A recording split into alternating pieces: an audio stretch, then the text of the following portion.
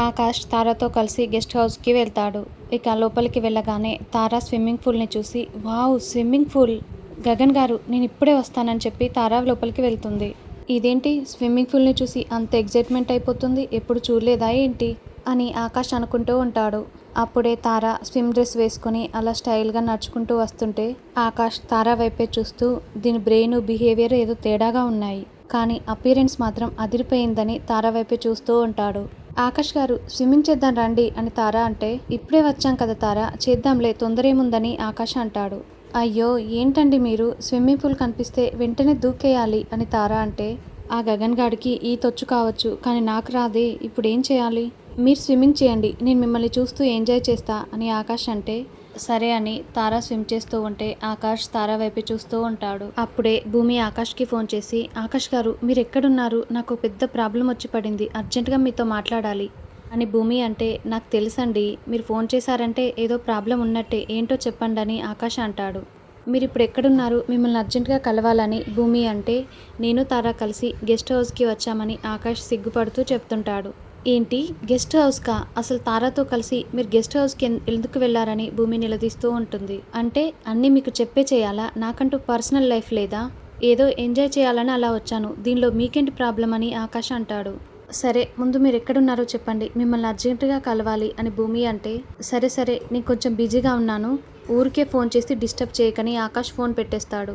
అసలు ఇతనికి ఎలా చెప్పాలి, ఇక్కడ 100 ప్రాబ్లమ్స్ పెట్టుకొని అక్కడ తారతో ఎంజాయ్ చేస్తున్నాడు, అసలు ఏంటి ఇతను బావలా నటించమని చెప్తే ఏం చేస్తున్నాడు అసలు అని భూమి చాలా టెన్షన్ పడుతూ ఉంటుంది. గగన్ గారు స్విమ్ చేద్దాం రండి అని తార అంటే నాకు యాక్చువల్లీ ఇంట్రెస్ట్ లేదు, పైగా నా దగ్గర స్విమ్ డ్రెస్ కూడా లేదు, మీరు ఎంజాయ్ చేయండి నేను ఇక్కడే ఉంటానని గగన్ ఇక ఆ స్విమ్మింగ్ పూల్ దగ్గరే కూర్చొని ఉంటాడు. ఏంటండి చిన్నపిల్లలా చేస్తున్నారని తార అంటే యాక్చువల్లీ నాకు వాటర్ అంటే భయం, నాకు ఈత రాదని ఆకాష్ అంటాడు. వాట్, మీకు ఈత రాదా, మీకు ఈత రాదంటే నమ్మేయాలా అని తార అంటే నిజమండి నాకు ఈత రాదని ఆకాష్ అంటాడు. మీకు ఈత రాకపోతే నేను నేర్పిస్తానని తార ఇక బయటికి వచ్చి ఆకాష్ని వాటర్లోకి తోసేస్తుంది. అప్పుడే తారకి ఫోన్ రావటంతో ఆకాష్ గారు అర్జెంట్ ఫోన్ కాల్, 2 మినిట్స్లో వచ్చేస్తాను, మీరు స్విమ్ చేస్తూ ఉండనని చెప్పి పక్కకి వెళ్ళిపోతుంది.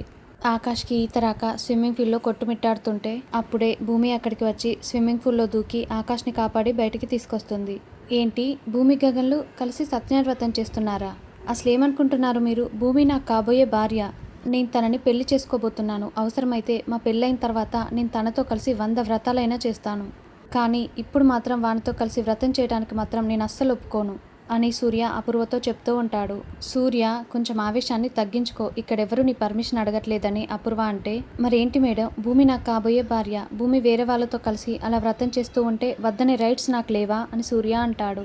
నువ్వే కాదు బావ కూడా ఒప్పుకోలేదు, కానీ మనమే ఇప్పుడు వెళ్ళి ఒప్పించాలని అపూర్వ అంటుంది. ఏంటి మేడం మీరు, ఒక పక్క నేను వద్దని చెప్తున్నా కూడా మనం వెళ్ళి శరత్చంద్ర సార్ని ఒప్పించాలని చెప్తున్నారు, నిజంగా నాకేం అర్థం కావట్లేదు మేడం, అయినా కష్టపడి మిమ్మల్ని బయటికి తీసుకొచ్చింది మీరు నా పెళ్లి చేస్తారని, మీ మీద నేను ఎంత నమ్మకం పెట్టుకున్నానో తెలుసా, చెప్తే మీరు నమ్మరు, కానీ రేపు మా పెళ్ళైన తర్వాత మాకు పుట్టే పిల్లలకి గుండు చేపించడానికి ఆల్రెడీ స్లాట్ కూడా బుక్ చేసుకున్నాను తెలుసా అని సూర్య అంటాడు. అయ్యో పెళ్ళే ఇంకా కాలేదు, అప్పుడే పిల్లల దాకా వెళ్ళిపోయి వాళ్ళకి గుండు కొట్టించడానికి స్లాట్ కూడా బుక్ చేసుకున్నావా అని నక్షత్ర షాకింగ్గా అడుగుతూ ఉంటుంది. మీ పెళ్లి జరగాలంటే ముందు వ్రతం జరగాలని అపూర్వ అంటే ఏంటి మేడం ఇది, మా పెళ్లి జరగాలంటే వాళ్ళ వ్రతం జరగడం ఏంటి, సత్యనారాయణ స్వామి వ్రతం గురించి నాకు బాగా తెలుసు, ఆ వ్రతం చేస్తే దంపతుల కాపురం బాగుంటుంది, అంటే వాళ్ళిద్దరూ కలిసి వ్రతం చేస్తే వాళ్ళిద్దరే బాగుంటారు, నేను భూమి కాదు అని సూర్య అంటే అవును నీకు భూమి కావాలంటే వాళ్ళిద్దరే వ్రతం చేయాలని అపూర్వ అంటుంది. అయ్యో మేడం అసలు మీరేం మాట్లాడుతున్నారో నాకేం అర్థం కావట్లేదు అని సూర్య అంటే అయ్యో సూర్య అసలు పోలీస్ ఆఫీసర్ ఎలా అయ్యావు, ప్రతి విషయాన్ని నీకు విడమర్చి చెప్పాలా, ఒక్కసారి ఆలోచించు, అసలు వాడు గగనా కాదా అని తెలుసుకోవాలంటే మనం ఇలాంటి టెస్ట్ పెట్టాల్సిందే, ఈ వ్రతం జరిపించాల్సిందే, ప్లాన్ చెప్తాను విను అని అపూర్వ ఏదో ఒక ప్లాన్ చెప్తూ ఉంటుంది. సూపర్ మేడం, ఇలా చేస్తే అసలు వాడు గగనో కాదో అన్న నిజం బయటపడిపోతుంది అని సూర్య అంటే మరి నేను ఇంతసేపు చెప్పింది అదే, వెంటనే వెళ్ళి సార్ నొప్పించని అపూర్వ అంటుంది. భూమి ఆకాష్ని కాపాడి లోపలికి తీసుకువెళ్ళగానే అమ్మో చలి చలి అని ఆకాష్ వణికిపోతూ ఉంటాడు.